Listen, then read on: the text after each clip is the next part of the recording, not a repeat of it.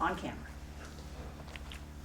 Good afternoon. I almost said good morning. Mr. Berman, we're here today with David Berman. This is Kerry King. I'm the interviewer, and we are at Lynbrook in Atlanta, Georgia on Peachtree Street. That's a very beautiful retirement home. And Mr. Berman is a World War II veteran. It is August the 20th, 2018 at approximately, I would say 1340 hours, but somebody might get it. It's 1:40 in the afternoon. Mr. Berman has agreed to allow us to interview us and to share his experiences in World War II. Mr. Berman, again, I'm Kerry King. I want to let you know that the video we're doing today is going to the Library of Congress in Washington, D.C., and will be online at the Atlanta History Center within a year. We want to start off by thanking you for allowing us to do this today, and thank you for your service. And maybe I'm 75 years late, but welcome home. Thank you.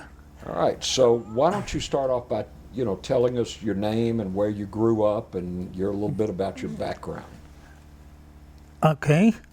I was born in Detroit, Michigan, 1926, and in fact I'll be 72 in 3 weeks. How old? 92 in 3 weeks. 92. Happy birthday in advance. Thank you. So I hope my memory is good enough for this interview, and I'll try to recapture actually my life story. Part of my life story is the life story of millions of boys like me. I call myself a boy. And what we went through during the World War II years. If memory serves me correctly, which hopefully, there were 60 million people killed in World War II, worldwide. Of course, it's an approximation, but imagine 60 million people killed in World War II. That's just, the reason I throw that out to you is to give you a feel of what World War II was. The words World War II were World War. I mean, it encompassed the entire world. So if 60 million were killed, you can imagine how many people in the world were affected by it. Everybody. Everybody.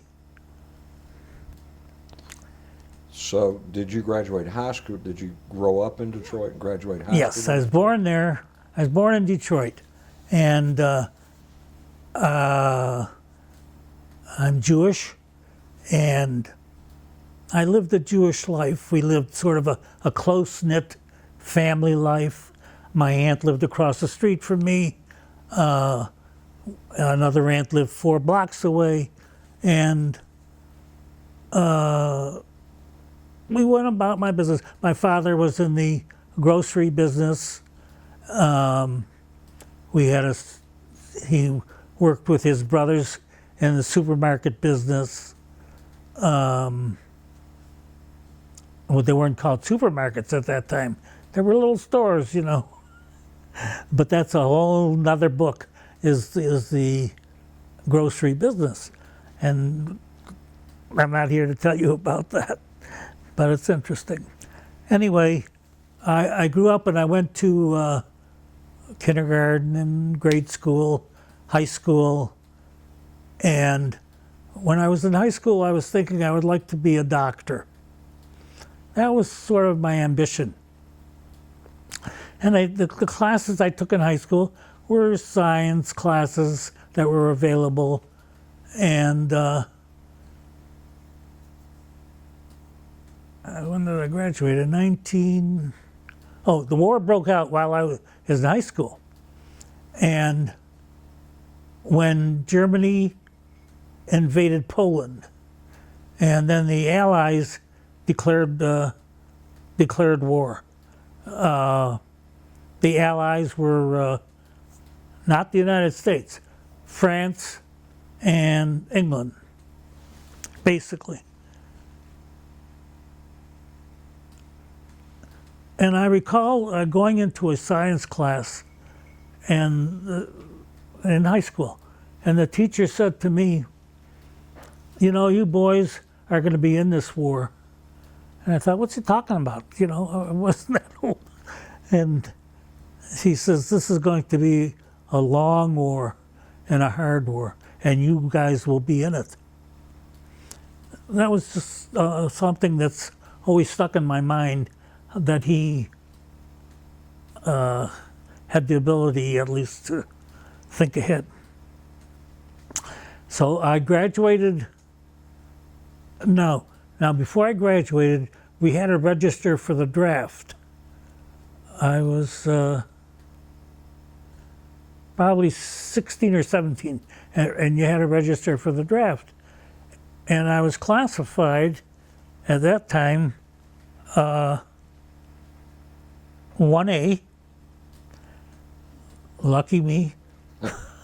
But sounded good to you, didn't it? yeah. But anyway, I did try, when I graduated, I did try and volunteer for the Air Force. I thought, listen, I can learn how to fly an airplane, and Uncle Sam's going to pay for it. I had no idea what war meant or anything of that sort, other than the name. And by Air Force at that point, there was no real separate branch. It was the Army Air Corps? Air Corps, yes, yeah, Army Air Corps. Just for clarification. And they said something that my eyes weren't good, so I couldn't go. So okay, that's the way they felt about it. They didn't take me. But then I had, that was the exam that I took. Then I went to, I was waiting to be called up, and I registered at the Wayne University, and I did take some courses at Wayne University, and then I got a call or a notice that Uncle Sam wants you, or some language of that sort. Or no, I know. It was your friends and neighbors, something like that, want you in for service. So, as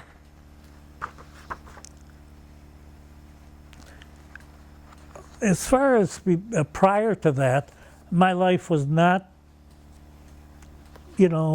growing up as, go back. I used to ride my bicycle, I played football, I played baseball, and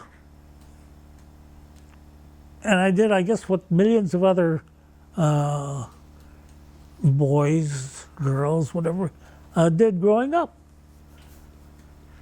But the war clouds were gathering fast. Now, President was president at the time, President Roosevelt. He tried to keep us out of war initially, but then I don't think he did. He kept giving supplies to Britain, because by then Britain had been kicked out of the continent and had evacuated at Dunkirk and went back to England.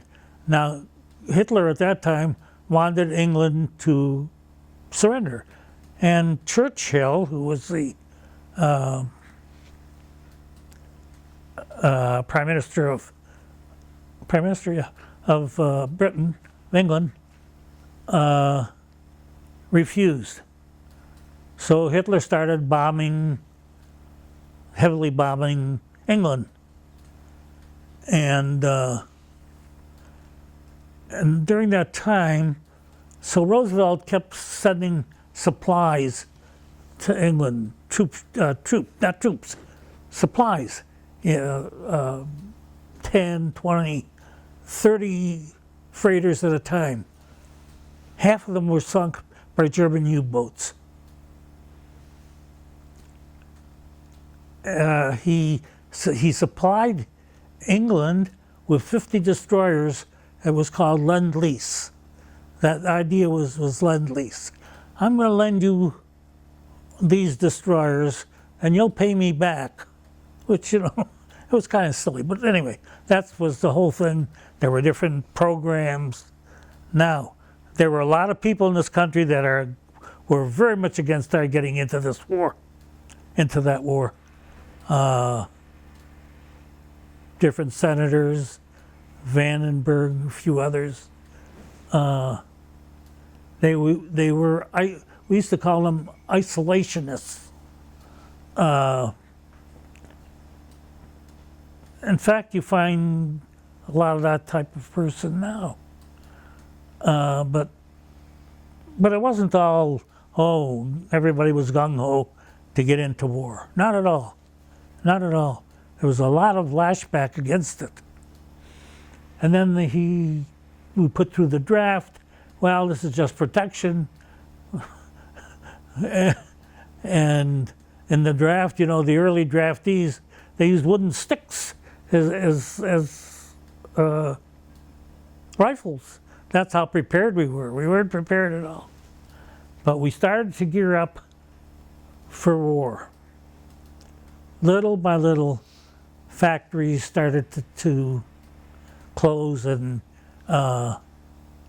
reconvert from making refrigerators to making guns. Now, true enough, the equipment was old equipment, old by today's standards, for sure. But they started to manufacture airplanes.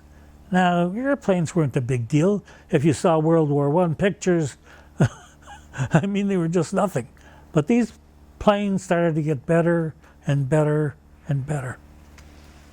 We had I'll jump ahead a little bit, but we had a factory Willow Run plant near us, airport. It was from Ford. Yeah. And he started to produce B-24s. When the war ended, he was putting out one plane every 5 minutes, something like that. And it was amazing. I don't know why I'm giving so much history, but anyway, this country at the time the war broke out was in a depression. I mean, I don't know, there was 25% or whatever it was unemployment. Now, when the war started and these factories started to convert, they started to call these people to come to work. And actually the war, I hate to say it, but the war pulled us out of the Depression. All right, now let's get back to David Berman. That's where we want to go. We want to hear about David. That was great history, by the way.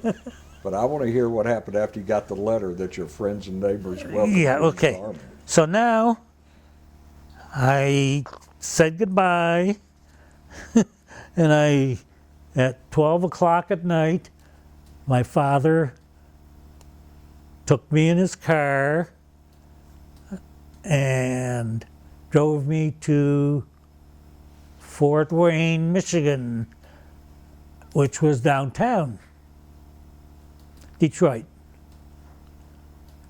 Was that your induction center? That was the induction center. Okay. And I said goodbye to my father. And I walked through the door, and that started the next 2 years about being away from my family. When was that, Mr. Berman? Okay, I've got it. It was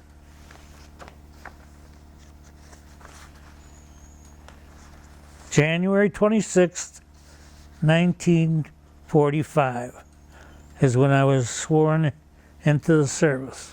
Okay. And I guess from there I went on a bus to Battle Creek, Michigan. I forgot the name of the camp. It was a local Michigan camp. The National Guard was stationed there. Didn't stay long there, and they shipped me to Fort Sheridan, Illinois, right on the Lake Michigan, and I'm. And if you've ever been to Lake Michigan in the winter, it's not a pretty sight. Oh God, the wind chill factor was below 0. Now that's where they issued us uniforms, and I put this coat on, overcoat that came down to my ankles, and it itched, and everything itched, and the trousers itched. And I looked at myself in the mirror and I says, "Who is that?"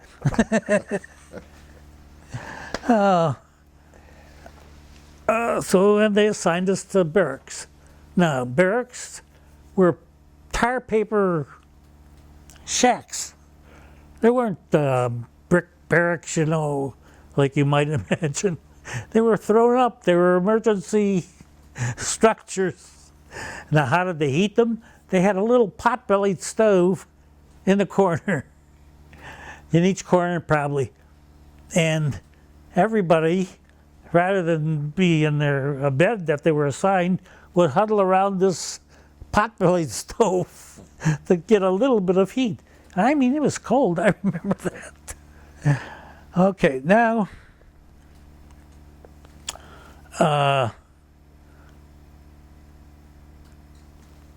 they fed us. They'd call us, and we get in line. Now here, get in line for food. I never, I'd sit at a table and eat.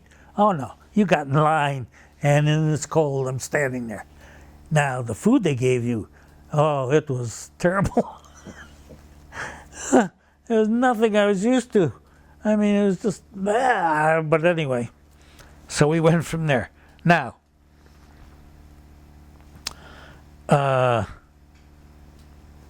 when they served you, I remember, they didn't serve you, this over here. They just slopped everything in the same mess you had. The peaches on top of the meat and so on and so forth. I wasn't used to that life, I'll tell you. I wanted to go home. Now, not only did I remember, I admit, the first night I went to bed there, I cried. I literally cried. I just was miserable. I wasn't used to that kind of life. Okay, so now we stayed there a few days, not long. And let's see.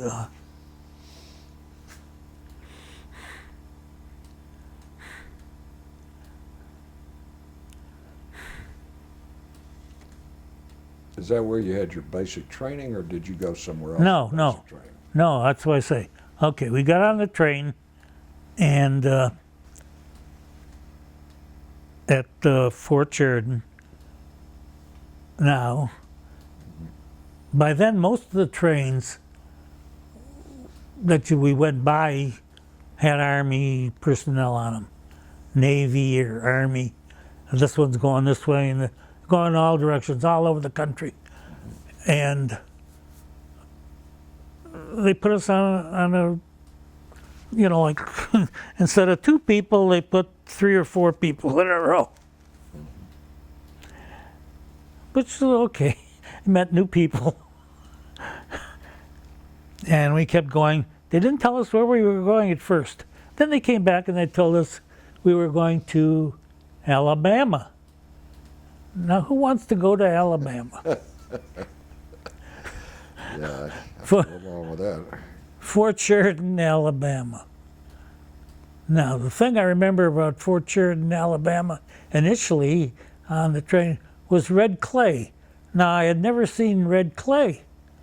It's only down south, I guess. I don't know where else they have red clay. And that clay sticks to you like glue.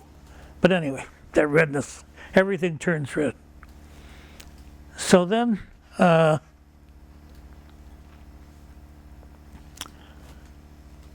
we like slept. I remember on the train, we slept 3 and 4, because it was overnight.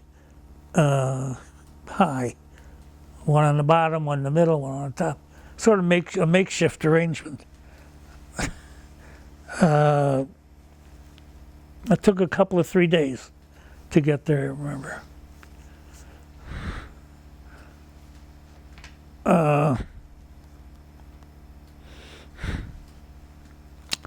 We got off the train,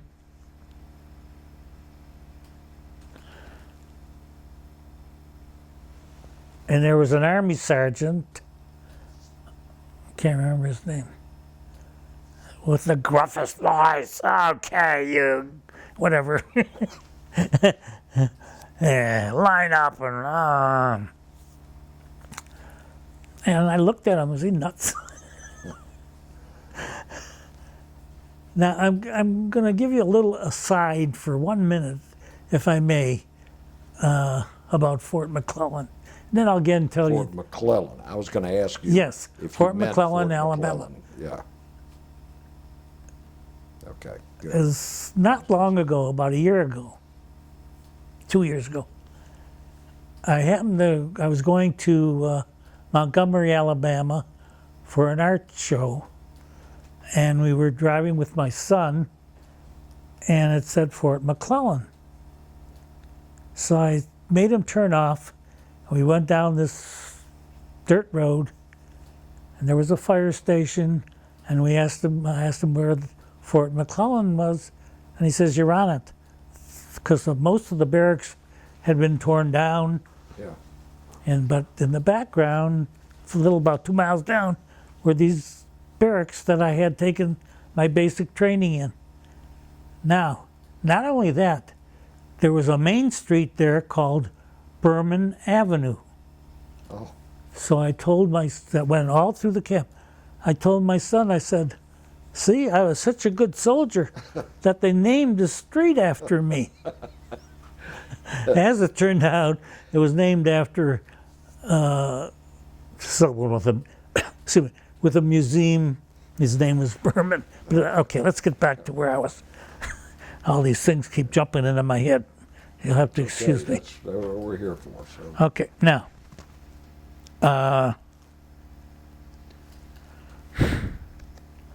basic training at Fort McClellan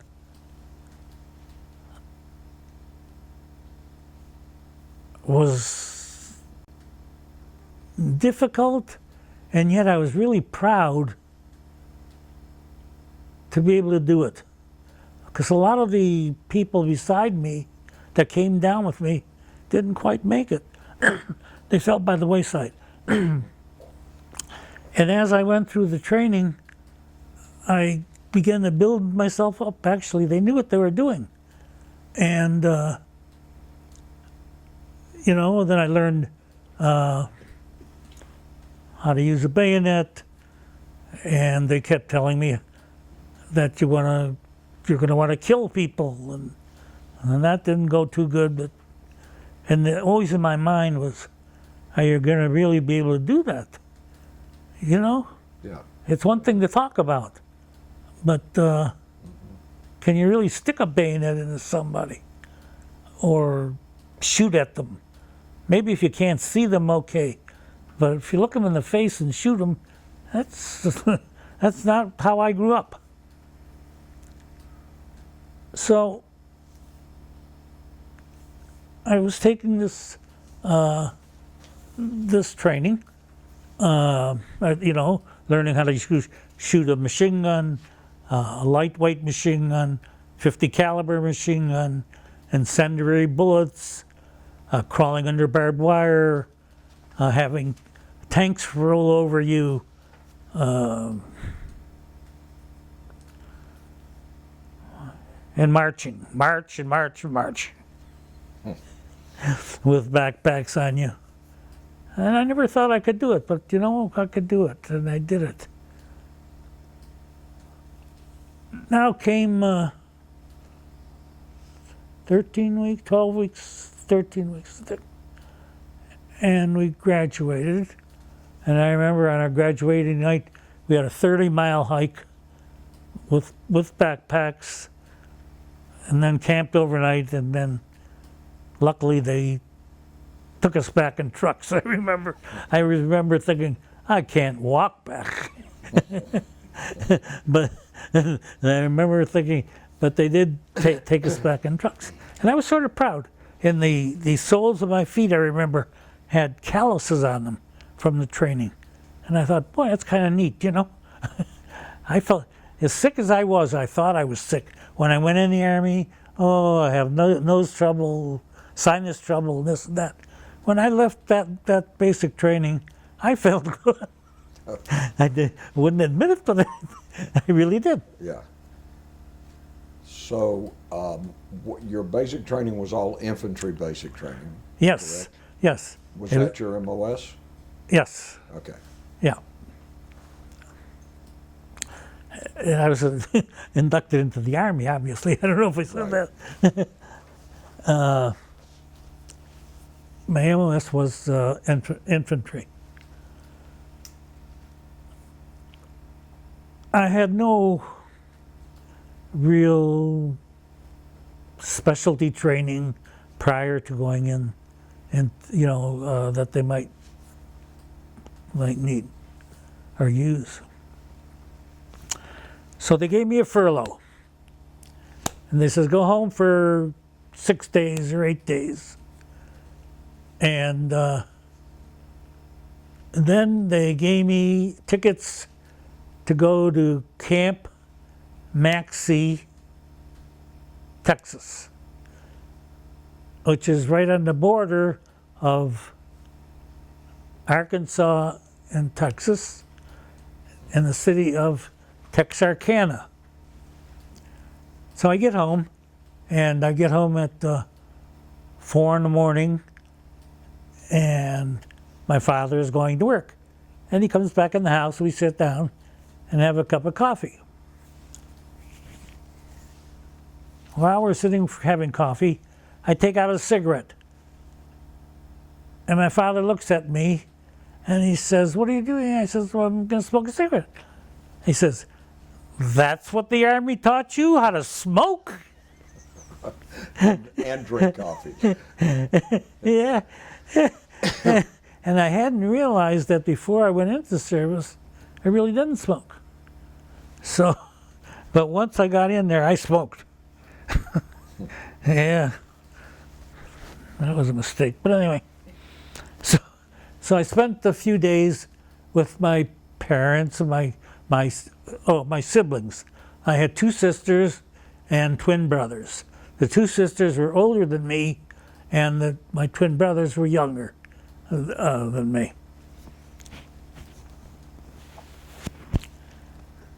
Were you first generation American, or were your parents Eastern Europeans, or were they Eastern European.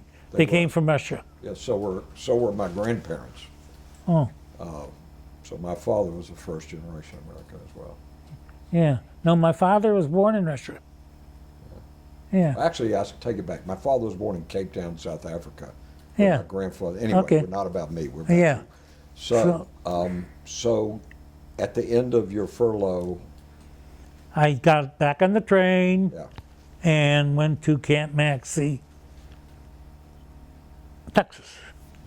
Now, we didn't do much there.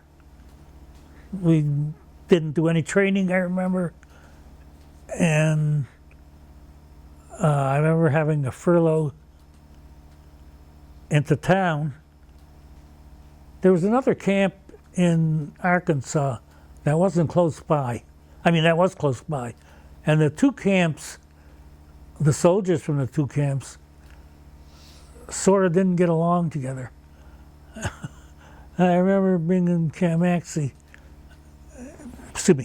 Texarkana is where the furlough was, or the overnight, the weekend pass. And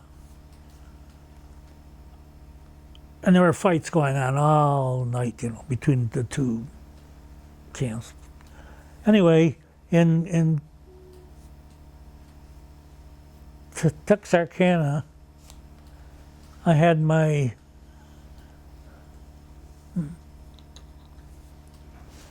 Don't look.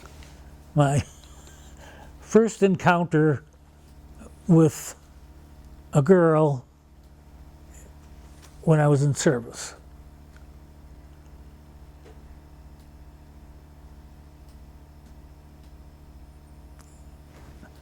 We'll go on from there. You're not going to tell us about your first encounter. I understand. Do we need to clear the room to hear the first encounter? Or we're going to hold off on that one right now. That's okay. It gets better later. When you got to Camp Maxey, Texas, did you join a unit, an active duty unit, No. or was it a training? No, base? it's training. Replacement. Okay. Yeah, it was a replacement.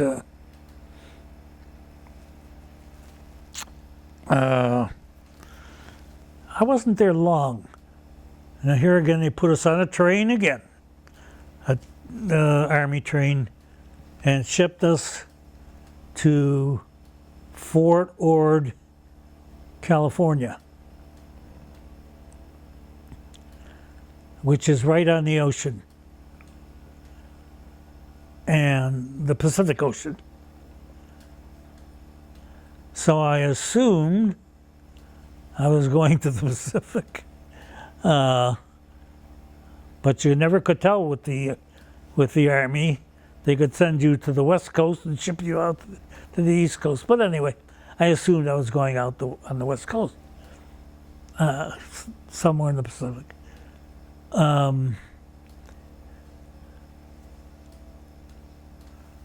Years later, I'm going to divest a little bit. I was in California, driving down the coast with my wife. And I says, I had such a strange feeling. And I said to her, Diana, right around the bend is Fort Ord. And she says, what are you talking about? I says, I just feel it. And sure enough, we got around the corner, the curve in the road, and there was Fort Ord.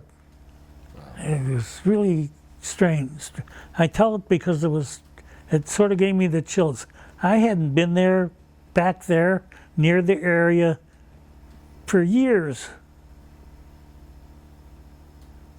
Who knows? Those kind of things you don't forget. Pardon? You don't forget those kind of things. Yeah, just... Yeah. Okay, anyway, back to Fort Ord. Now, on Fort Ord, what did we do? We did a lot of training with ships, how to get on a ship, how to get off a ship.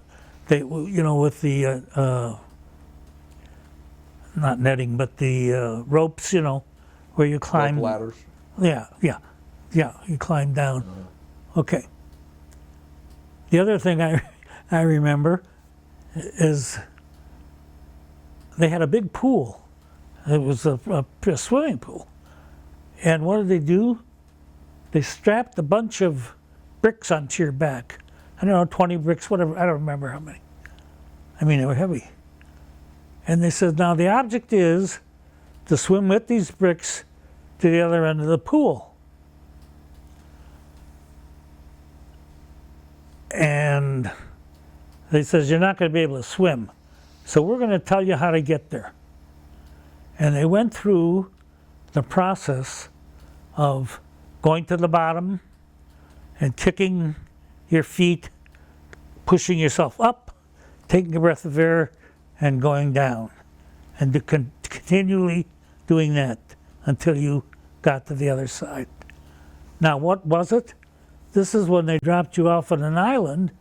If they didn't drop you off close enough to the beach, and you got off of the landing craft and into 10 feet of water or whatever, you stood a chance of don't fight it, don't try to, because you had your backpacks. When you hit an island, you had a lot of your backpacks with you, which were heavy, 50 pounds or whatever. And you wouldn't be able to swim with it. You would go down. So they said, don't panic. This is what you do. Just push yourself, come up, go down. What they neglected to tell you, sounded wonderful, is that people were going to be shooting at you at the time. And your chances are, well, whatever. Anyway. Okay, so here I was at Fort Ord, and I took this training, and I liked the area. I really did. They kind of told us a little bit of what to expect, because some of the instructors at this point had come back from the war. And so we began to get a sort of a feeling of what we might find. Then, all of a sudden, they issue us winter clothing.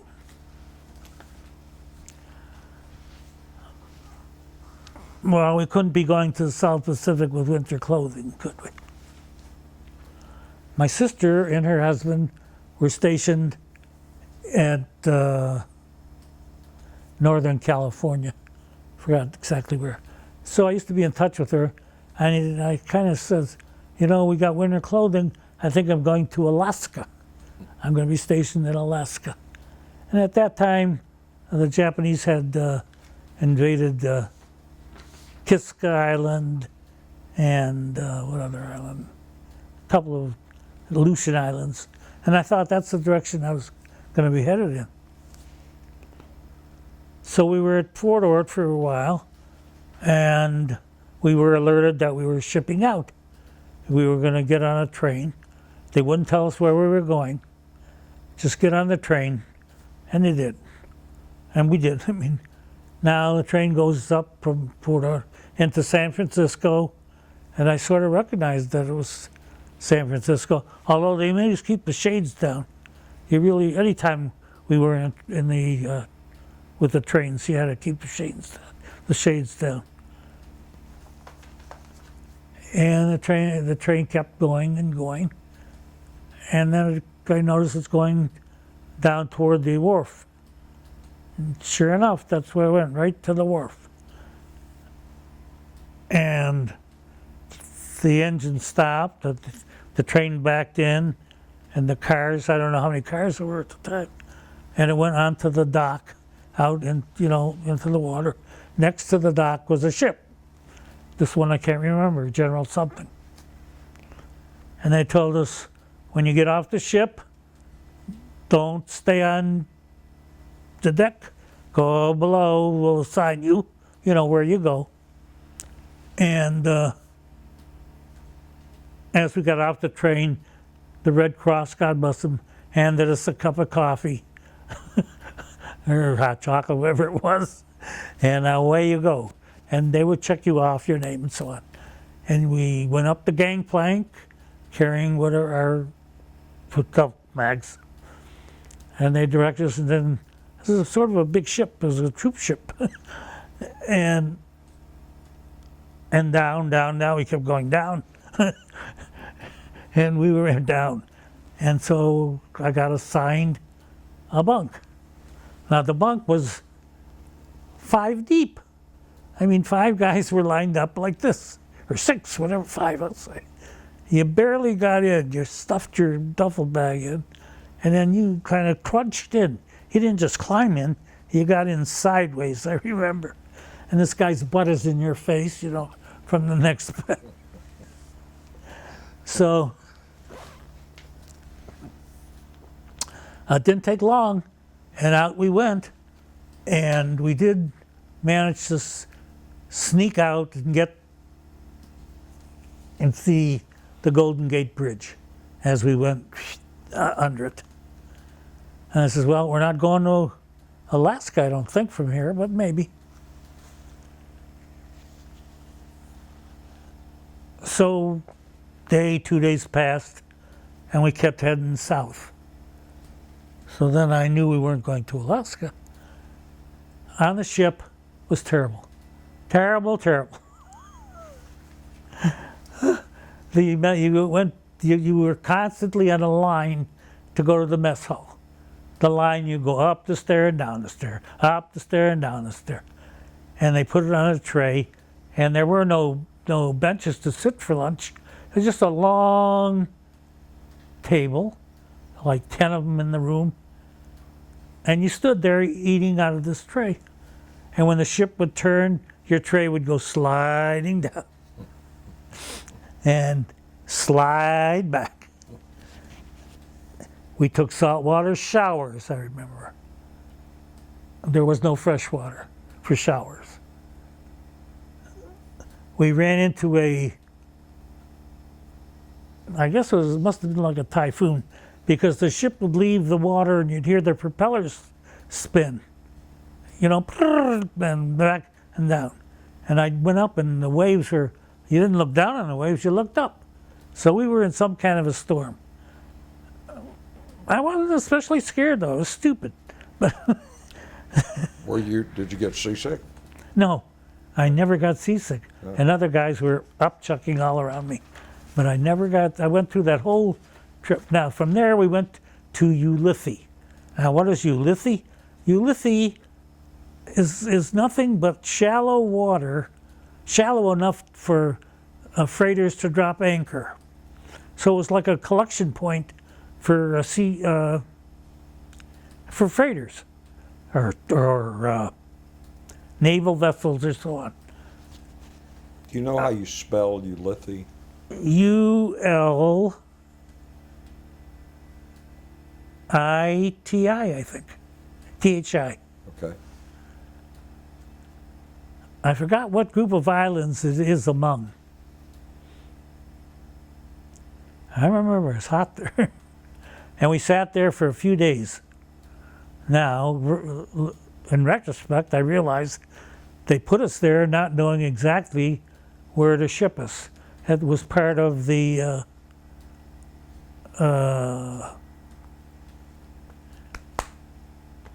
logistics. Part of logistics, They couldn't wait until we were in the United States to decide where they're going to send us exactly. So there was a collection point. They got a group here, went there, and group there. And that's the way they ran the war. Not just with that, but the everything that went to Europe, that went wherever it went, that was part of the way they did that. May I ask you one question? Was the shipload of troops that were on there, were they individual replacements for units that were already there? No. Or were you with a unit? No units. No one had an assignment as to an individual unit I see. on that ship. So they were going to take you there and put you with whatever unit needed. When we got there, we were going to go into a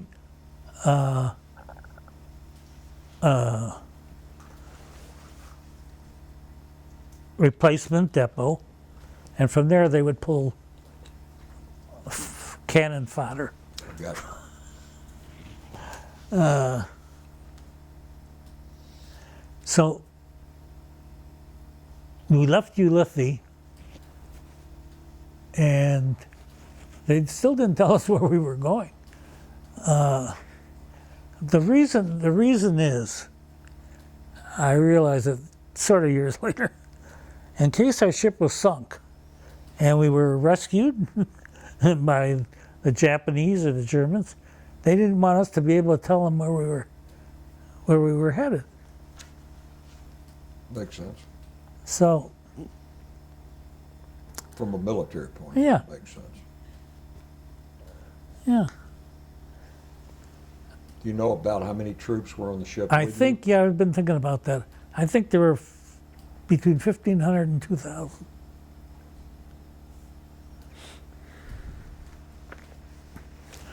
Okay.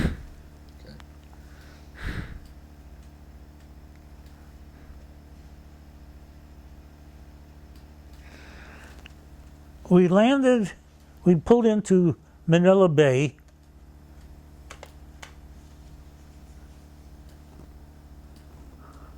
There was, can't think of the name, in Manila was known as, before the war, the Pearl of the Orient.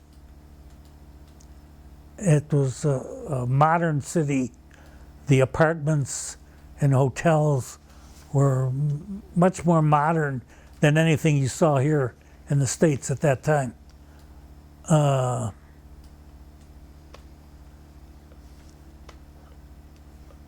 A lot of them were bombed. Are we still in 1945 at this point? Yeah. Okay, so Well, well, no, 46. you're into 1946 now? Well, no, 45. Okay. Yeah.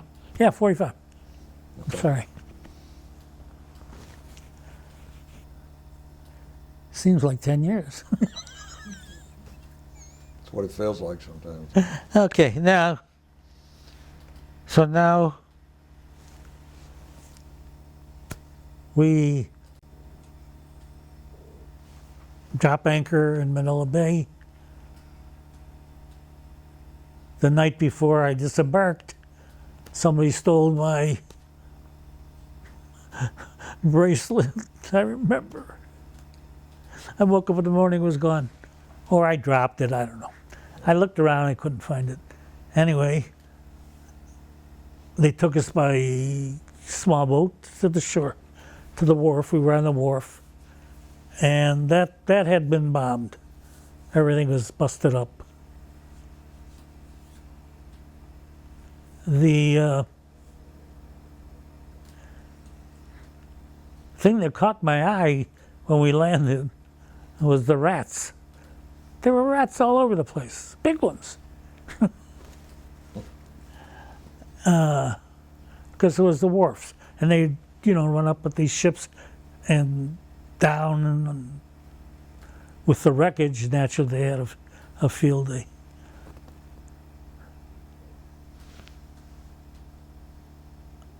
Oh, okay, now we land, and it's hot. And we got winter clothing. So we stayed on the wharf overnight or 2 nights, and 8K rations or whatever they were called at that time. And got on trucks and went to a replacement depot just outside of Manila, not far outside. And there were other troops there besides our troop ship. There were, I don't know, maybe another 2, 3, 4,000. I have no idea how many other soldiers were there. And here again, so now we pumped our butt down. And I'm trying to think, did we put up tents then? Or they had tents? They must have had some kind of sleeping arrangements there. I would assume they were tents. Now in the Army, there were all kinds of tents. There were little tents, big tents, medium-sized tents. And I sort of slept in all of them. But, so I really don't remember at this point the sleeping arrangements. Now, I remember, like maybe the next day, 2 days later, a guy comes, on a bullhorn. Does anybody here know how to work a battalion switchboard? Now, I must say that before that, I saw these ambulances coming back from someplace and unload on a hospital ship, or like a hospital ship, wounded soldiers, all bandaged up, some directly from the front and so on. And that was my first sights of really what can happen to you of war, that you can get hurt. And so I thought about it, and the guy says, can anybody work a switchboard? And I thought, well, if it's a battalion switchboard, it's not right up front. It's back a ways. So if you're back a ways, you're a little ways from getting hurt. So I says, oh, I can run one. Now, I knew a little bit about it. That's not to say that I didn't know anything about it. Mm-hmm. So he says, okay, come on. some sergeant major. And he takes me in his Jeep. It was the first time I got in a Jeep, boy. Ooh. And by the way, speaking of Jeeps, that vehicle was unbelievable in the war, both in Europe and the Pacific, and all over, really. And in every other war we've ever had, still a spectacular Okay, vehicle. it's just an unbelievable, versatile vehicle. No question. No question. Okay, so now he takes me into this, whatever, little building or something, and here's this switchboard, battalion switchboard. And he says, okay, here it is, and here's and he gave me the numbers, battalion 16 or something, and connect to battalion, okay, when the light goes on or whatever it was. Anyway, that was my first blunder, because I didn't know what I was doing. The light would go on, and I'd put a plug in. The light would go on, I'd put a plug in. I'd take a plug out. Within 10 minutes, 15, I don't remember, that sergeant comes running back. And he says, what the heck are you doing? I didn't say heck. He says, you never ran a switchboard.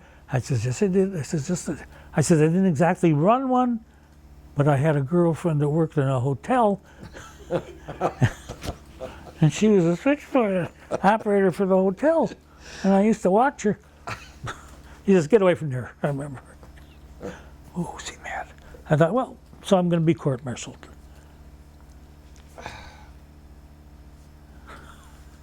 But I'm still alive. Anyway, now he takes me back to that same area. And he says, here, you go to the mail room to sort mail. And where was the mail? The mail was in 2 trailers, like big trailers. And inside were like cubby holes, you know, and where you put a slot, you put APO so-and-so, and okay. Now, mail was piled up, bags of mail. I remember that, thinking, God almighty. And you would take a handful and start to run around the trailer, finding which hole to put them in. And so I did that. Whatever I could. If I got it wrong, it was wrong. There was nobody to tell me I put it in the wrong slot. I mean, I tried to do it right. But there were so many of them. How could you? And then I got tired of running, so anyway. But that's another story. But they didn't know what I was doing. So then, I remember I was sorting the mail, and then they're calling out names. And I hear my name called. So I thought, oh, I'm in trouble. I'm in trouble for that switchboard business. And they kept calling names, so they said, "Yeah, you so yeah, we'll get over there." And they got together a group of about 100 people,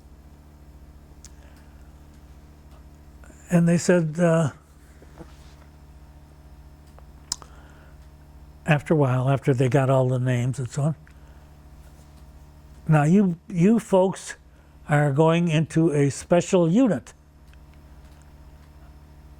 You've been selected to go into this unit.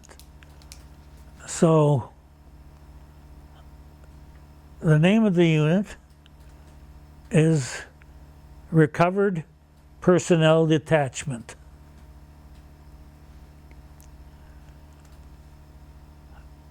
And we'll explain to you later what it is that you're going to be doing. Now, oh, I forgot. Before I left, one day they exchanged their clothes. They took all our winter clothing and gave us summer clothing. Okay, now I'm been assigned a unit. So I talked to somebody about it. I forgot who.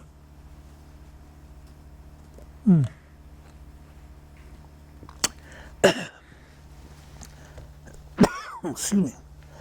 If you need to take a break at any time, you just let me know and we can. You okay? No break it. Okay. Like water went down the wrong pipe. Back on camera.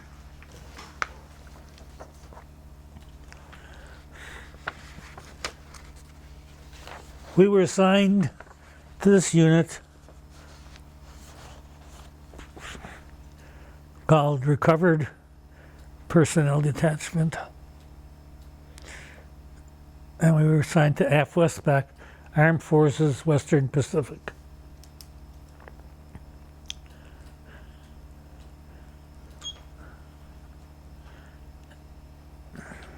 There's a book called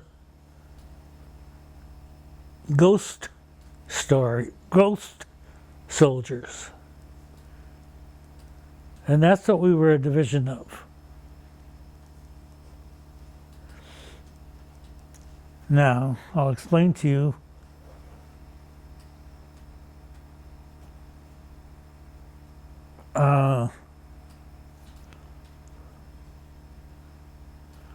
the mission was to retrieve prisoners of war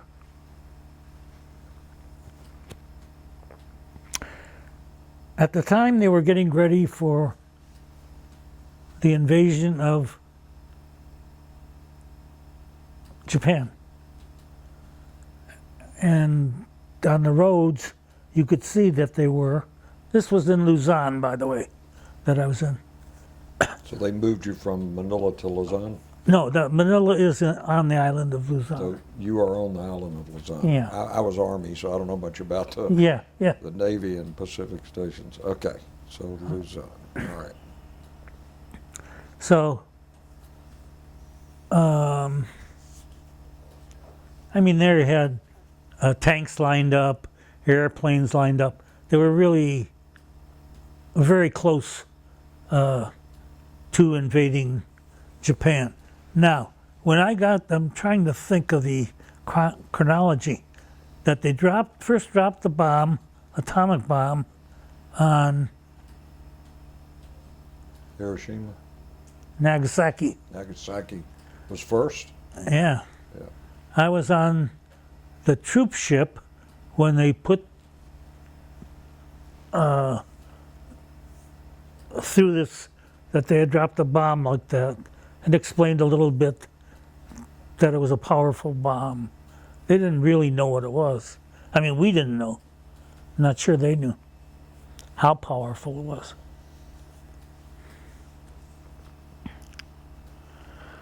So now they've dropped. No. So now what we were going to do during the invasion of Japan, wherever it was, we were going to be used as if the Japanese had seized some American troops and taken them to the back, or if we had come across a prisoner of war camp, because there were prisoners in Japan, we were to go ahead of the main fighting, parachute in, and try to rescue the soldiers. And our job, so I was assigned to go to the office of the prison camp or wherever it was and seize all the documents I could and leave with the documents. Were you airborne qualified at that point? No. You were not? No, we were going to take training. You didn't have to be qualified. They throw you out of an airplane.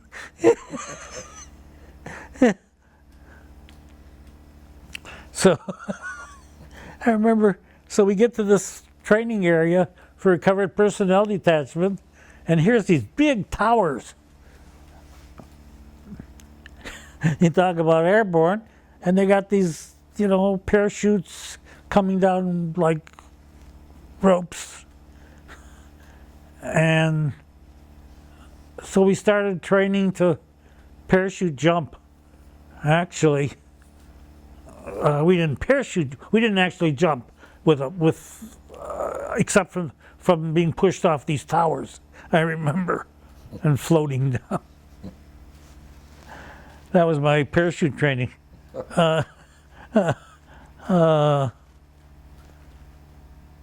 Okay, now they dropped the second bomb, Nagasaki.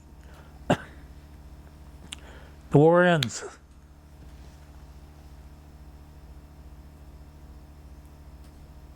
We get word to get ready to go to Japan.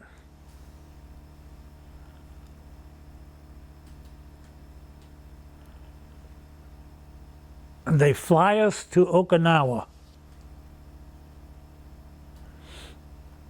This 100-man unit. Now we were divided up into teams, 6-man teams, or 5-man teams. And they flew us to Naha, Okinawa.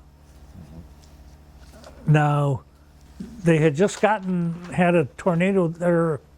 What did they have there? Tornadoes? No. Typhoon? Typhoon.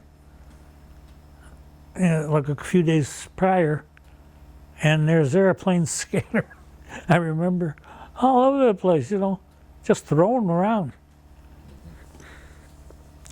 All right, now, so how are we going to get to Japan? So now they load us onto an aircraft carrier. Now, the name of the aircraft carrier was the Shenango, I remember. Now, it was a baby flat top, what they call a baby flat top. What they did is, they had several of them.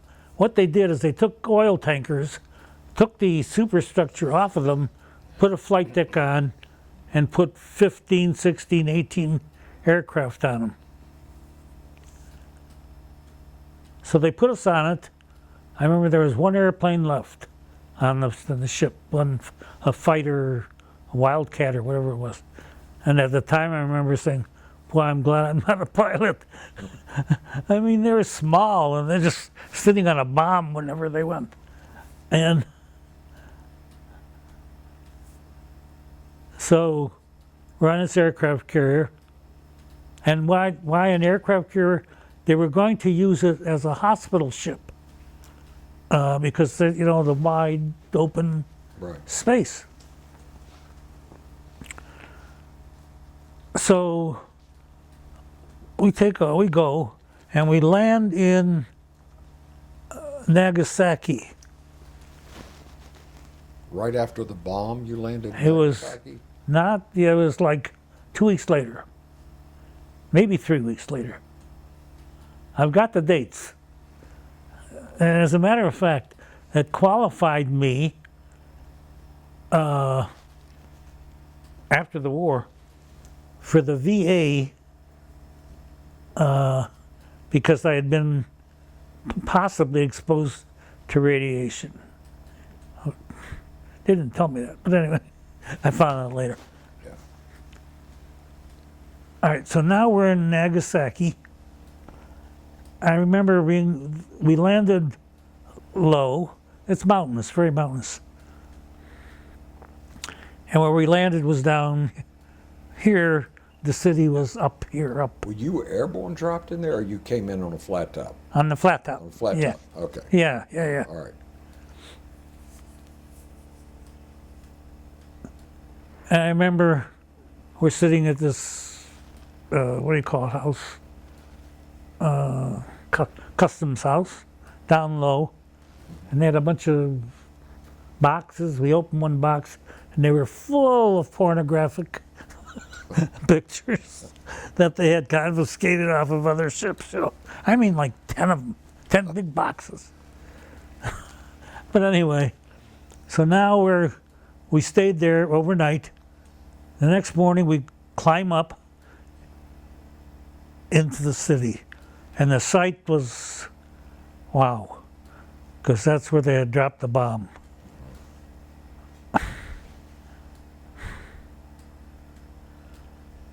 Now, instead of you come up, you would expect houses and so on. There was nothing there. It was just almost like coming into an open field.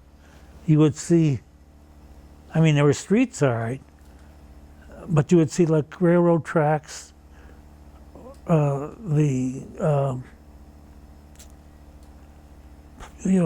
up, pointing up, bent around. There'd be an occasional half wall somewhere. And looking out into the distance, because it sits like with hills around, mountains around. And you would see like fingers up into burned fingers right into the hills where to just burn right into them. And I was amazed. I mean, there were a few people walking around, but it was Did you take nothing. any photographs of any of them? Yeah, and they got stolen from me. Oh, they did. Yeah. Later, it's another story. But anyway, because I had a camera with me.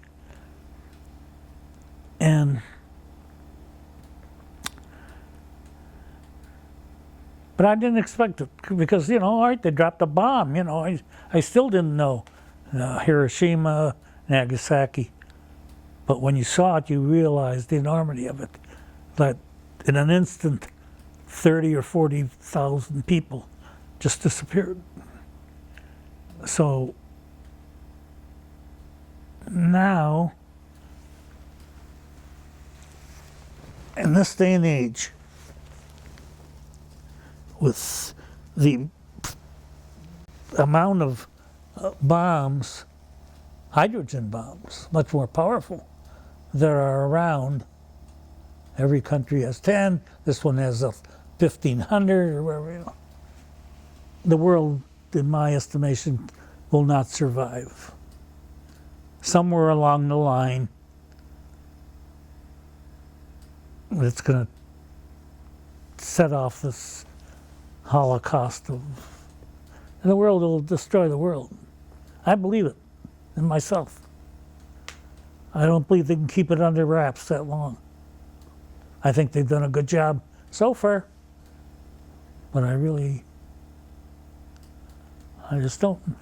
And having seen the destructive power of it, and the one they dropped was nothing compared to the ones they have now. So it's frightening. Okay. Now, what were we doing in Japan? We went to Japan to send back, to take out Allied soldiers that were prisoners in Japan. Is that my phone, son?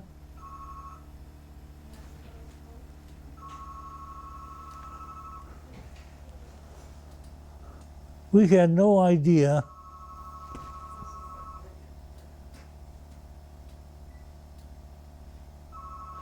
at my desk. Let's stop it. My desk. We'll pause it. We'll pause it just for a sec Yeah. on camera. Now, the soldiers were not only American, but they were British, New Zealand, Canadian. These were soldiers that were captured right after Pearl Harbor, when the Japanese expanded and they went to the Philippines, they went to Borneo, they went all around the Pacific and invaded all these islands, countries, Singapore, and so they captured quite a few soldiers. And they took them back to Japan. Unfortunately, a lot of the soldiers never got there. They were put on transports and they were sunk by our submarines. And of quite a few prisoners never made it back off of those transports. There were also a good number of them that were in camps in places other than in Japan itself, Yeah. right? Am I correct about that? Yes, there were. Yeah, because if you think of the in Burma and so on, there were. Right. Yeah. Now we had no idea how many prisoners there were in Japan. Part of the priority in getting them out was General MacArthur. You know, he was in charge when the war broke out of the Philippines. He also was a good friend of the Philippine people. He had a lot of real estate holdings there. And so things around that area, in that area of the Pacific, was of great interest to him. And a lot of things, even when they retook Manila, they were very careful not to do too much to try to avoid damage. You know, there's in Manila an old city, it's called the Old City, and it was surrounded by a wall, you know, thick, heavy wall. And he said he ordered them not to use artillery on that wall to get to the Old City, but they disobeyed him, and they did. It's just an anecdote. Whether it's true or not, I don't really know. I happen to think it was, but anyway. So now I'm in Japan. I get on a train a few miles away from the city of Nagasaki, a Japanese train. They took us there from the city by bus, I guess, because there were no trains that could go right into the city at that time. I don't remember the exact logistic of how we got on the train. And we're on a train moving inland on the island of Kyushu, is where Nagasaki was. It's the southernmost island of Japan proper. So now we're going to this prison camp. They issued us carbines and a little bit of ammunition, just in case somebody hadn't heard the war ended. Because this was a Japanese train. There were no occupation troops yet there. We were the only troops there. The occupation troops came later, after we had been there a while. In fact, I watched them land. I remember. But anyway, so now we hit this. The train stops, drops us off. I don't have my book with all the numbers of the prison camp. But let's say it's camp number 6. I'm just guessing. And at the entrance to the camp, I see American or whoever they were wandering around, just walking around, smoking cigarettes. And I think, what the heck kind of prison is this? Anyway, what had happened was when the war ended, like a few days later, the Japanese guards all took off, disappeared. And so, and on this, you know, all the camps we visited, by the way, had POW written on the roof.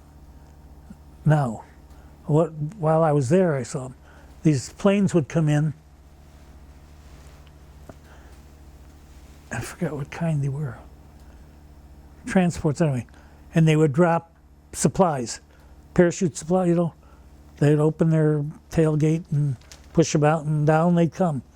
10 or 15 big containers with food, clothing, different things.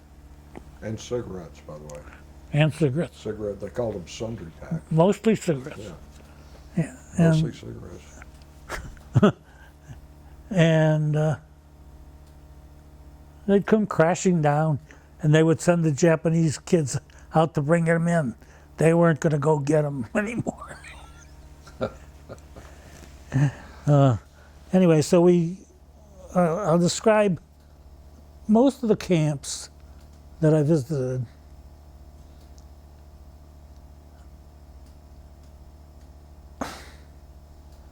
They were a building.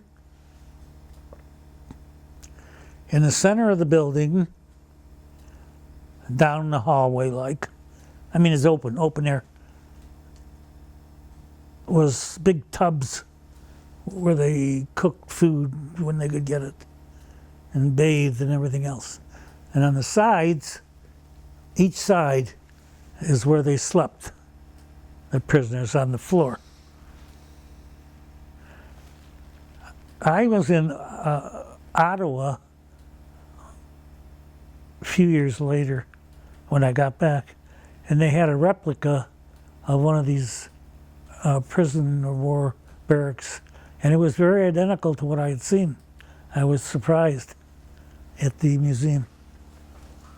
They didn't eat good at all. Now, certain camps, they were all right. They were not they were maltreated, but not maltreated.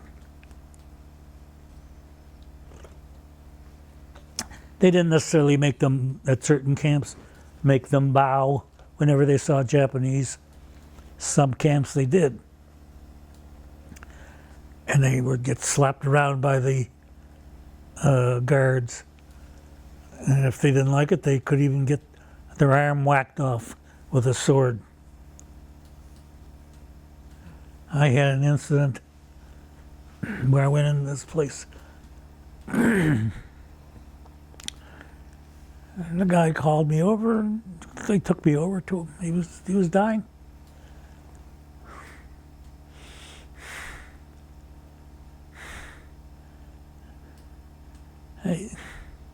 He said he wanted to see a free American before he died.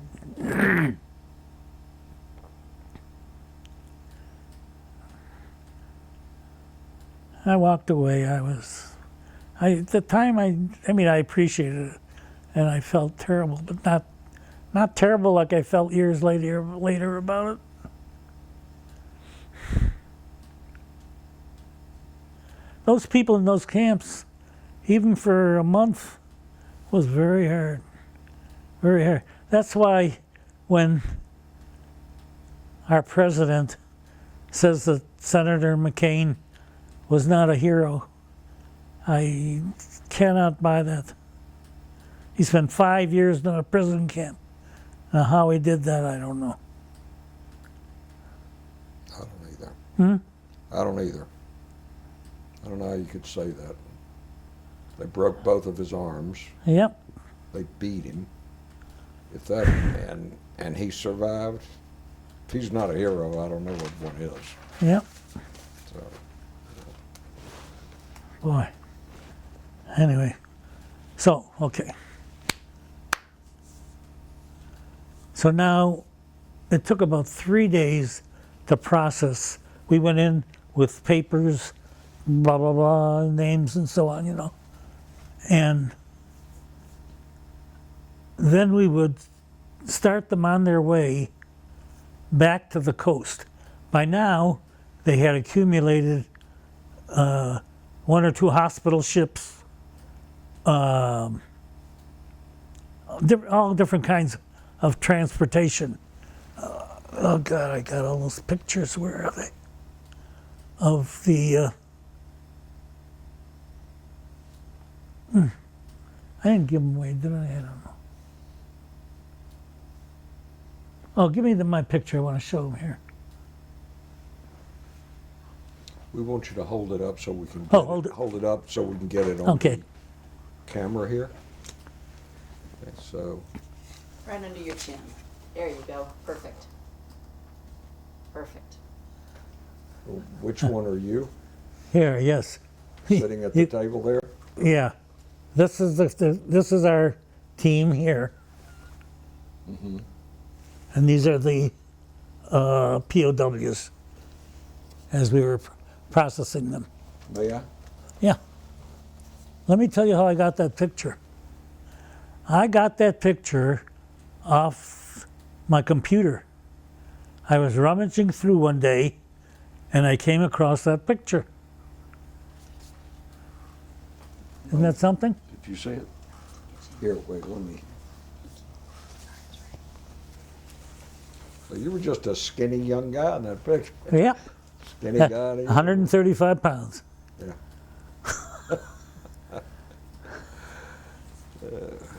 That's a terrific picture.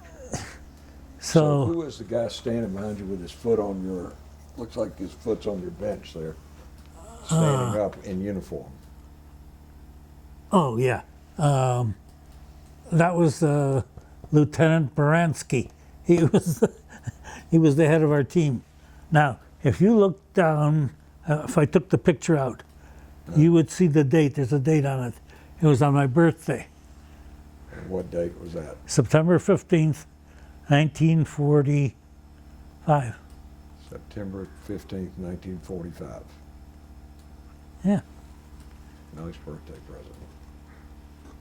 Now, you see, this is not a Jeep. It looks like it. It's a bus. There were no Jeeps there. There were no Americans other than us. May I ask you a question? Yeah. About, just as an estimate, what percentage of the prisoner of war camps that you liberated, what percentage of the POWs were so bad off that they didn't make it? Small percent. Most of them, those that survived, oh, I shouldn't say that. That's not what I meant. The ones I came across were alive. Yeah, of course. But okay, I went in the first POW camp I went into. They had a room. Oh, thank you, son. In the room was ashes. Now these ashes were in boxes like this. Balsam wood, I remember. Okay, and they were stacked up, broken up, with a name on it, written on it. But a lot of them, maybe 10% of them were broken, maybe more. And the ashes had spilled out. Now this lieutenant told me, go put them back in the box, because I came out and told him. He says, put them in the boxes as best you can, which I did. So I was shoveling ashes from who knows who into to send home. Could have been anybody. Could have been 4 people's ashes. Yeah. So they would cremate the bodies of They'd the cremate them. POWs. They didn't put died. there was no graves. They cremated them. And each prison camp that we went to had different amounts. Some had a lot of them, some not so many. But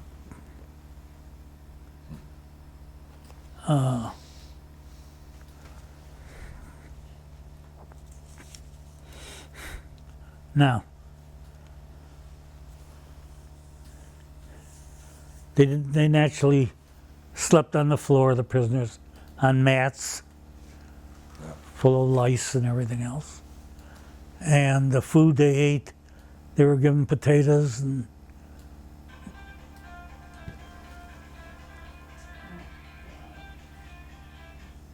and they ate insects, you know. If they caught a grasshopper, they threw it in the pot or whatever it was. You know, when you're hungry, you're hungry.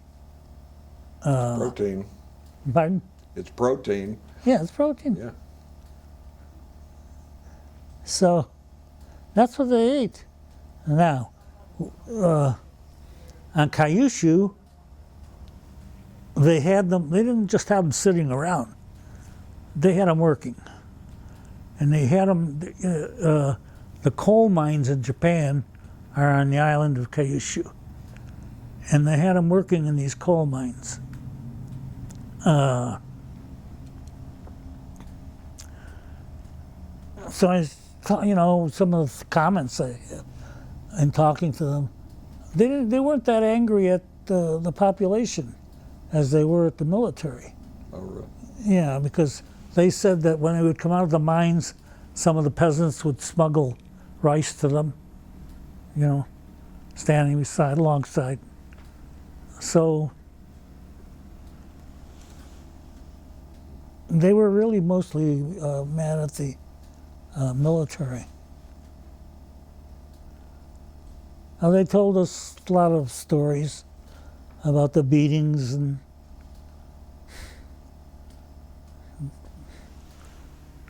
they just didn't treat them well. I mean, for no reason to give somebody a smack on the head or something. It's a lot of masochistic. Okay, now. So how long did you stay in Japan? Okay, about 2 months or longer. But anyway, in Japan, I had the opportunity to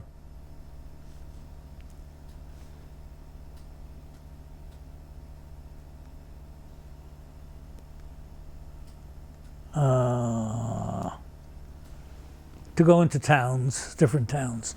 One town, we walked down the street into a bank, and they bowed to us. I went with somebody else, and they were frightened, boy. They didn't know what we were going to do. And they opened the vault, and here's all these yen packed up. Essentially worthless, I would think, at that point. No, we didn't know. Yeah. We didn't know that they were going to print occupation money. Oh, okay, yeah. At that point, we didn't even think about it. No. Later, when they landed, and I saw them when the occupation troops were shooting dice, and I see them with some paper. I said, "What kind of paper are you using? Why aren't you using money? This is the paper. This is the occupation money." So that was the first inkling I had about it. Now we processed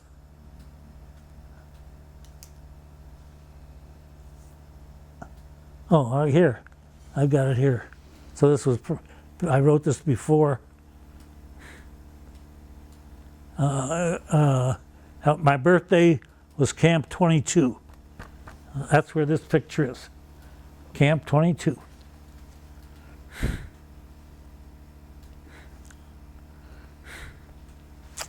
Anyway,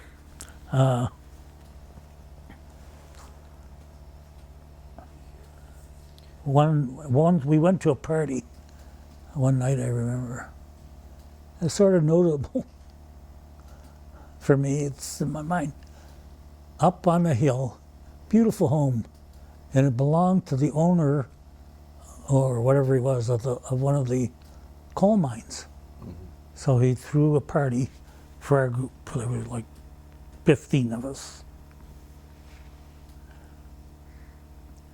And the party consisted of sitting and talking, and then sitting on the floor or whatever, and chopsticks and sake and more sake, and served by people in kimonos and whatever. Very elegant. Now it's time for bed. And now they would take mosquito netting and hang it up and the whole room was in mosquito netting because of the mosquitoes and other insects.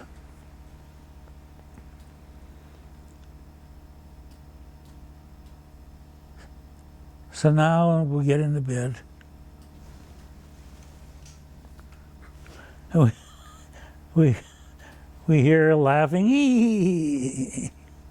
And then crawl 15 or 10 or 15 girls under the mosquito net.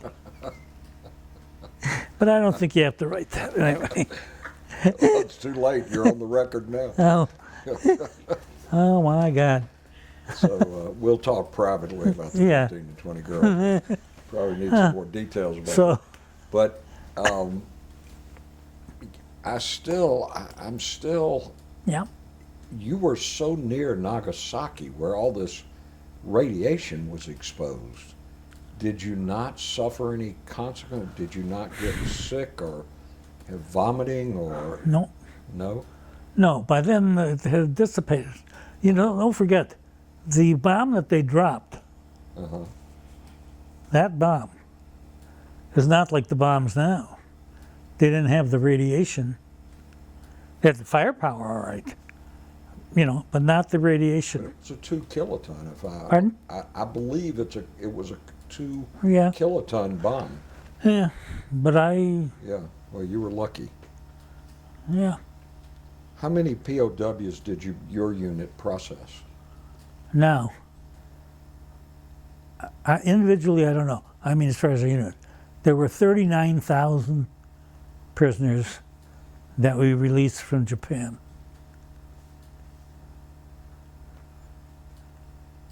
And we got the presidential unit citation. And you said the book Ghost Soldiers was about your unit or units like yours? Yeah.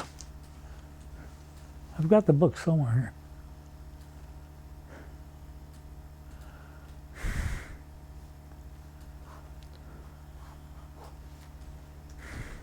So after Japan, they redeploy you somewhere militarily Yeah. or just discharge you?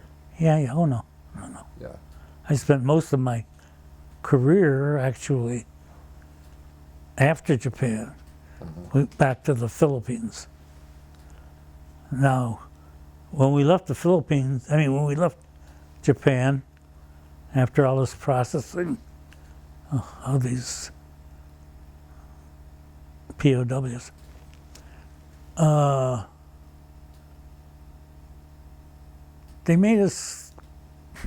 they didn't want us to take anything out of there. They made us leave like pistols and stuff that we had acquired, all our souvenirs. Yeah. Okay. So I got a beautiful pistol. But anyway, so they put us on an airplane and we flew back to the Philippines, to Manila. Now they didn't disband the unit. Now what we were going to do, we get to the Philippines, and we're doing clerical work. We're doing, like you can tell, fill-in work. I have to tell you a little anecdote. That's very. I get back to the Philippines, and I'm assigned. Somebody tells me, "You go to the motor pool." Oh, one of the things that troubled me about all the time I was in is while you were on temporary duty, you couldn't get promoted in the Army. When you were with temporary duty anyplace, you cannot get like a promotion. But anyway, so they say, "You're going to drive General Willoughby to this party." General Willoughby was the author, was the primary author of the taking back of the Philippines. He was the one that authored the island, taking island by island by island. He was in Australia with General MacArthur. Now the embassy, whatever the heck it was, was throwing a party. We had really almost just gotten back from Japan. And I go to this motor pool, and they give me a car, and they told me where to pick up this General Willoughby, who I didn't know him from Adam. So it was a Chevrolet, I remember. It was an old car, you know, pre-war. But anyway, so I get in this car, and I pick him up, and he says, all right, and he gives me another address to pick up his girlfriend, a mestiza. You know, in the Philippines, they had, the Spanish were there prior, you know, so there's a lot of mixed, and they call them mestizas, Spanish and Filipino mixed. So he picks up this lady, a beautiful lady, and he gives me the address where to take him. So I pull out, and there's a convoy going by me, and I stop. And he says, what are you stopping for? I says, there's a convoy in front of me. He says, I don't want you to stop, you go ahead. I said, sir, there's a convoy here. And so, fine. And so I turned around, and I mean, I thought, what's he, crazy or what? No, he's a general. He said, yeah. We get to this house on Manila Bay, a beautiful home, and it's up off the bay, and I drop them off, and they say the parking lot is down below. And take your car and park, and we'll call you. So I go down there and I park, and I guess I fell asleep. Suddenly I hear a knocking on the window, and the guy says, are you General Willoughby's car? And I said, yeah. He says, well, I wouldn't want to be you. And at that point, I really wanted to run away. I mean, it was far away. How was I here to hear him? General Willoughby's car. So, all right, fine. I pick him up, and he's mad, you know. But his girlfriend is kind of calming him down. She says, all right, blah, blah, blah, blah. Okay, so I take her home, take him home, wherever. I go back to the motor pool, and I says, okay, they check in. I says, okay, you're assigned to General Willoughby for tomorrow. And I says, yeah? Yeah, okay. So I went back to where we were barracked. I never went back. I don't know what happened. Yeah. I never went back. Oh, you didn't go back No. the next day? No. No. I must have been crazy. If I was you, I wouldn't go. Oh my God, what did I? Jesus. General Willoughby. So how long were you in the Philippines, in Manila, when you came back? And then, well, wait, quite a while. Yeah. Now,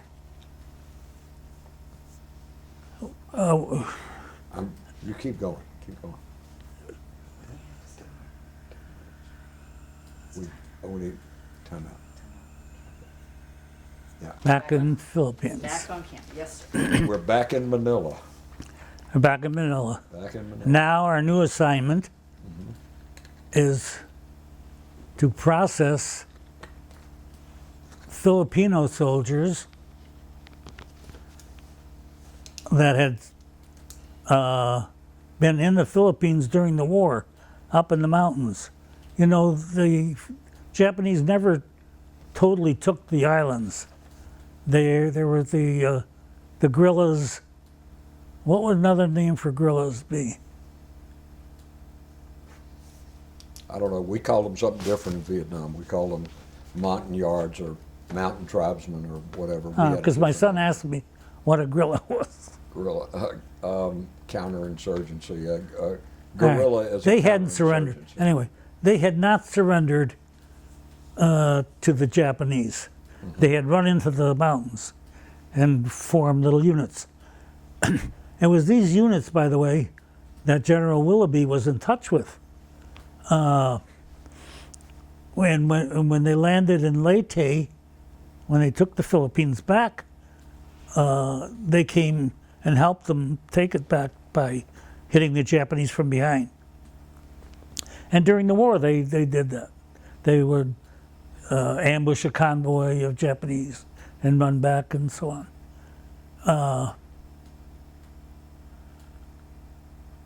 So, Like an underground.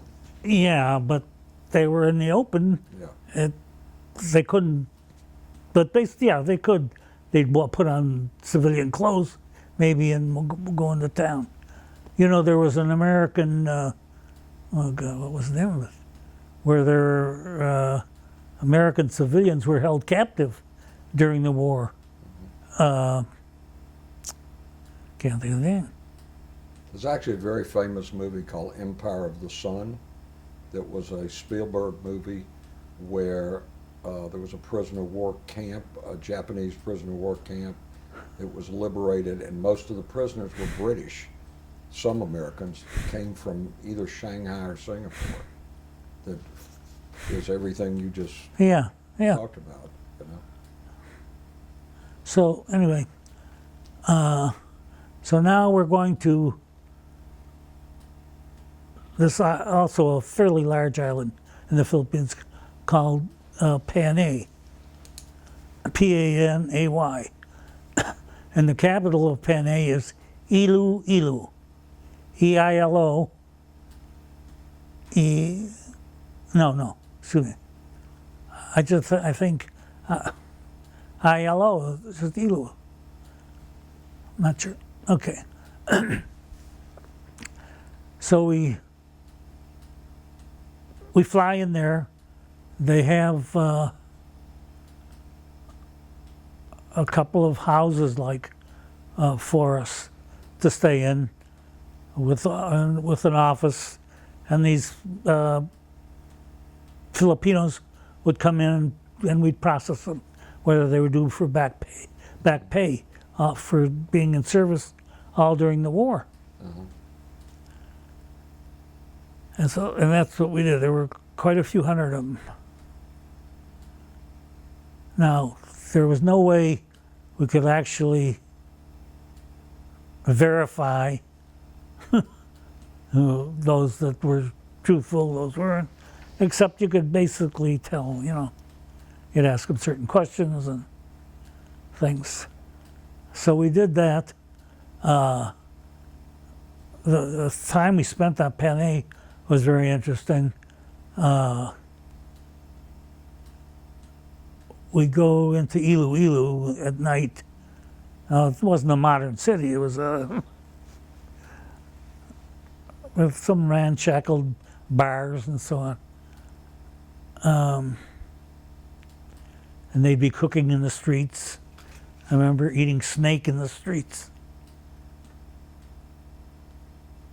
They'd chop up a steak and roast it.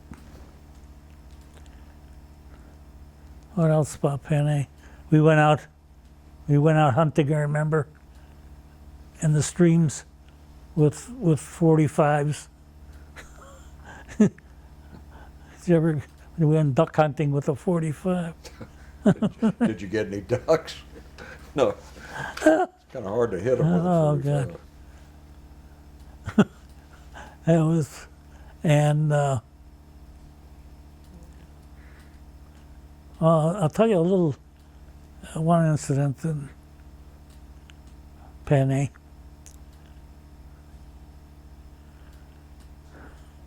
I was in this bar, and I got drunk, really drunk. And I sort of didn't know where I was. And this girl says to me, "Come on, you'll spend the night at my house," because you don't even know where you're at. So I follow, she takes me by the hand. And I remember, I don't remember too much about it, but anyway, I follow her to her house. Not her house. It was like it was a house, I guess. No wooden floor or anything. And I go in the door, and it's a big room. And in the middle of the room, or the side of the room, where was an army bed, army cot.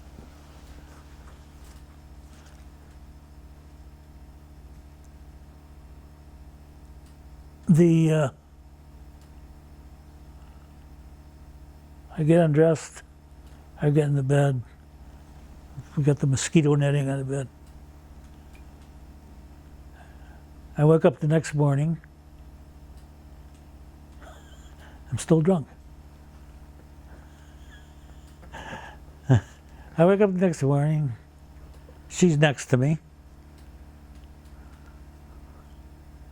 And I lift up the mosquito netting, and there, over here is some old woman cooking on the floors. She's squatting and cooking, and over here is somebody else, and here's some kids playing.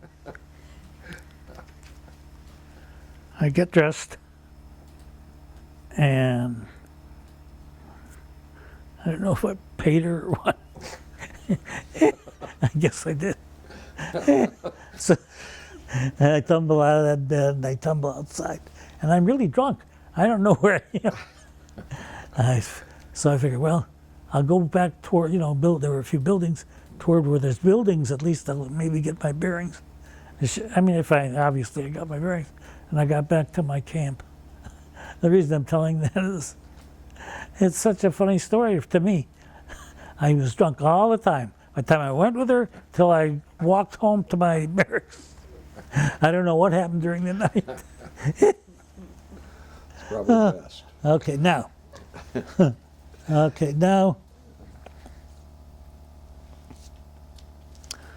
All right, I'll tell you my other love story. While I was in the Philippines, I guess it was in Panay. Could have been, or it could have been in Manila proper. And we slept on in this particular place. We slept on army cots.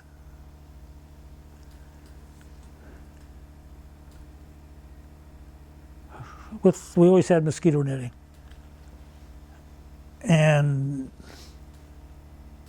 a supply ship, small supply ship, anchored on the river near me, near where I was. And I'm thinking to myself, those guys must have mattresses.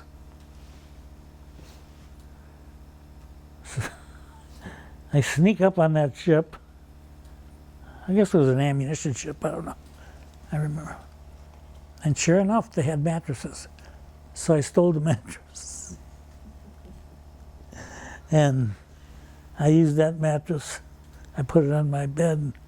Oh man, I remember, was I in heaven? And then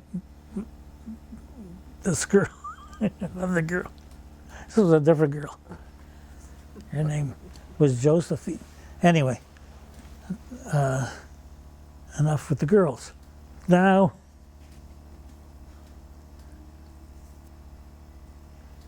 another thing in the Philippines. I'm just telling you little anecdotes now.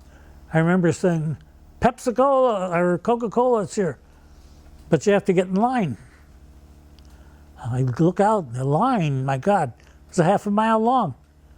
But I hadn't had a Coke in 2 years, so okay, I get in line with my cup, and here's the machine. And he gives me, after an hour, he gives me Coke. I look, I says, where's the Coke? That's it.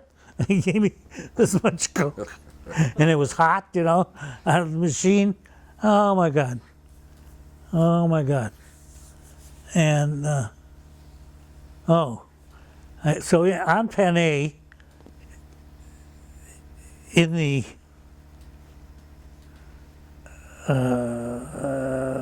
where we kept our Jeeps and trucks and so on, there was a monkey. Now the monkey was always tied up. So one day I'm sitting there, or laying down, I guess I lay down. I opened my eyes, and this monkey is sitting on me. And what is he doing? He's tearing open my cigarettes. So I jumped, and when I jumped, I scared him, I guess. And he bit me right here. I still got a scar. So I went to the doctor, and he says, well, keep the monkey alive. It might be, rabies. Rabies, yeah. So I tie up the monkey, and the next morning I go out, and the monkey is dead. He had choked himself on the rope that I tied him with. Really? I mean, let's see what other stories getting tonight.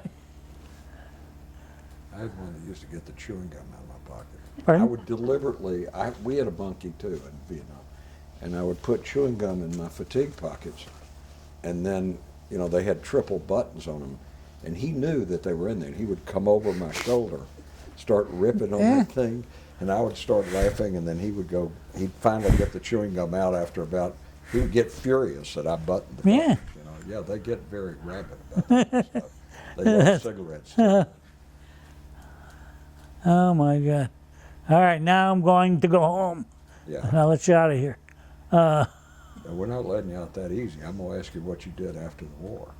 Oh, I'm going to ask you got back to the States. Where did you go when you got back? Fort Ord? Detroit. Oh, we When you landed. got out, where No, was you? San Francisco. San Francisco. Yep, now. We stopped off in Hawaii for a day. I did not get off the ship. We were on the ship. And we went to San Francisco. And we got a pass. So I checked into forgot what hotel. And I got under the shower. And I just soaked and soaked and soaked and soaked. I had to get that, there's a smell in the Orient. Yeah. That you're sort of not aware of it until you're out of it. It takes weeks to get rid of it. Yeah, Yeah, it does. it just gets in your pores and everything. And so that's what I did. Okay, now they send me home. Now Now you're out of the Army, or are you still in the Army? I'm still in the Army, Okay. but I'm going back to Detroit to get mustered out. Right.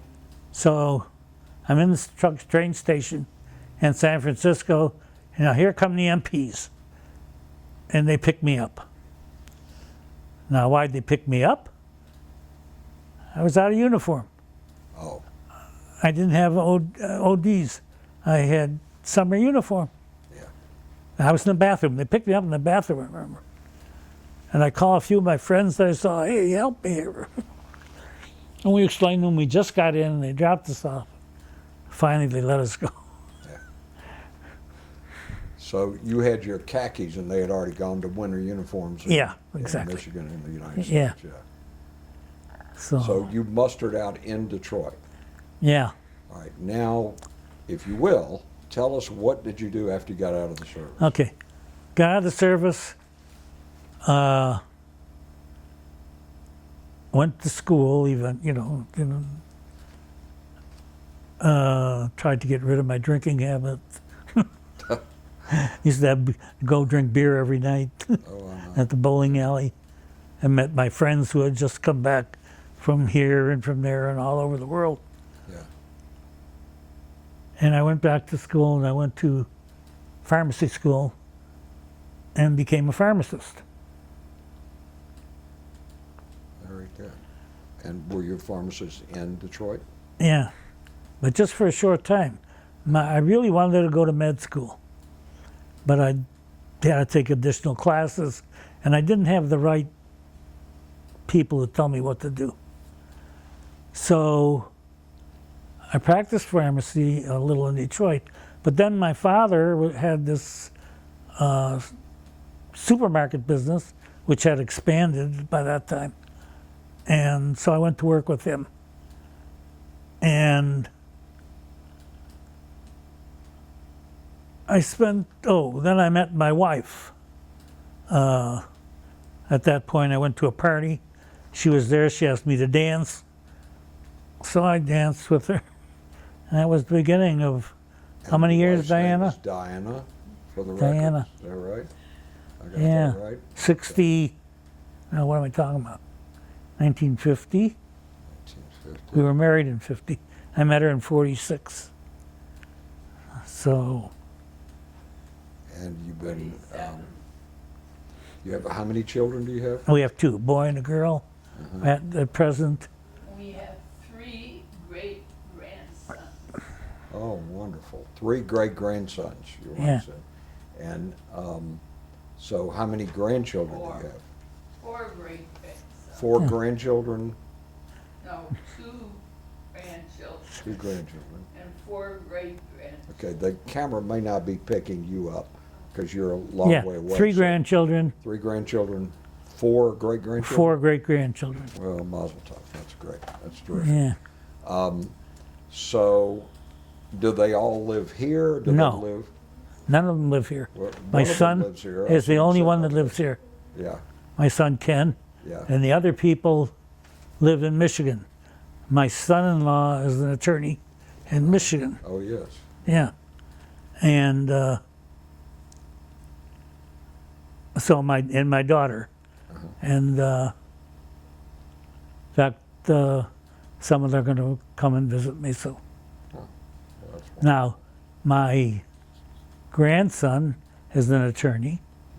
My 2 grandsons are attorneys.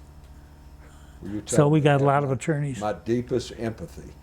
Having Yeah. practiced law for 37 years, they have my sympathy and my empathy. Yeah, well, my son-in-law has practiced law for at least 50 years. Yeah. Yeah. He's a very successful attorney.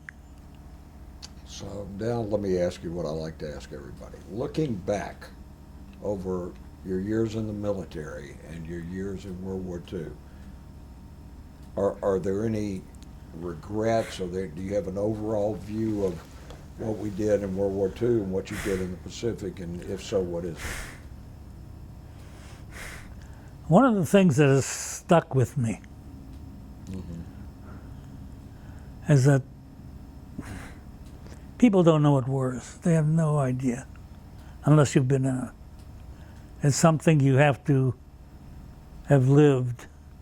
Even me, I didn't have somebody actually point a gun at me. I was fortunate, in that respect. But I remember when I first got there, and I put my garbage in the thing, and the children would run after my garbage. That's when I first got there. Now, wow, I couldn't stand that. Could not stand that. So, to answer your question, I'm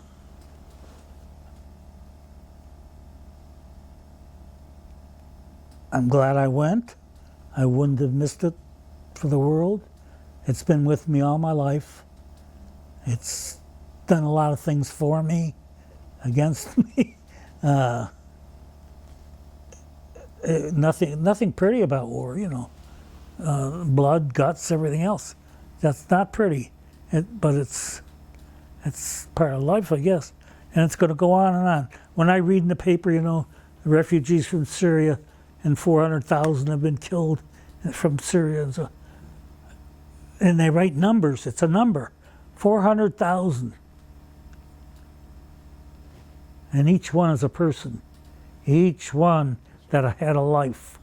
Each one. So to put 400,000, wow.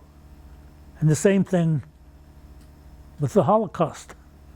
When they say 6 million, it's a number, 6 million.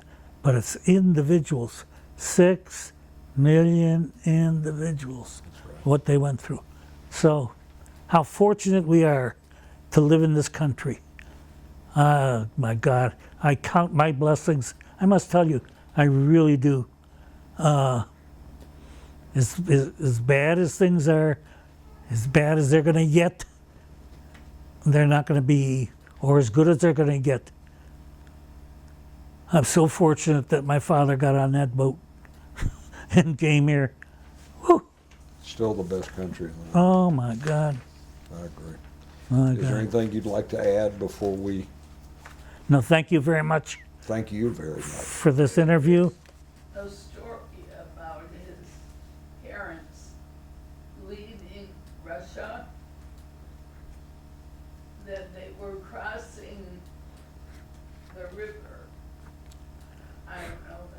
Do you want to tell us that story? Your wife is talking about a story. Yeah, Parents okay. were My leaving parents Russia? told me this. I mean, they've told me many stories. Yeah. Like my father was in the Russian army, and his mother went and dragged him out. You know, when you went into service in Russia at the time of the Tsar, Yeah. it was for 5 years, the draft. Uh-huh. And now came World War I. And then the Tsar was deposed. And anyway, my father got out, and he had married my mother in Russia. They had one child. My sister was born on the way to the United States, but they went to Romania. Now, how did you couldn't just leave Russia. You had to really escape. Now, some guide took them over the Dnieper River in the winter, and as they were walking, the ice was breaking. They tell the story, you know, and their guides never could go back because by then the water had swept the ice away. So they went from there to Romania. Romania, they got on passage to the United States, and the rest is history. Those are incredible stories. I just, you know, you have to just say it's a wonderful country that they came to and were able to Oh yeah. make livings and families. Do you have more pictures that you would like to show us? Do you want to end with reading that poem, Dad? Now, when I was You dropped a photo. when I was in the army in the Philippines, I wrote poetry, and it got published in Detroit in the newspaper there, but I don't know where they are. Well, I got the newspapers, but not the original poems. My son has them in his house that I wrote. Okay. All right. All right, well, on that note then, I think we'll conclude the interview at this point unless We'll have to come back. we'd be happy to do Socially. that, yeah. I'm going to end at this point. Yeah. I want to, again, thank you very much. I want to thank your wife and your son for being here and allowing us to use your Thank unit. you. And Thank both of you for. thank you for your service and Thank you. for your honorable service. Thank you. Thank you so much. Okay, we're off.